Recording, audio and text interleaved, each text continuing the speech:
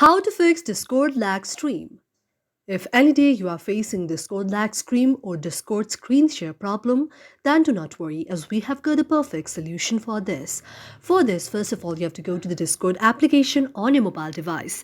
In the search section of your mobile device, you need to search Discord there. After you find Discord, you need to tap on the very application of Discord for a while. After that, you can see an interface like this. Now you have to go to the option of app information. After you tap on app information, you can see the various interface of the app information. After that, you need to go to the option of notifications and tap on notification.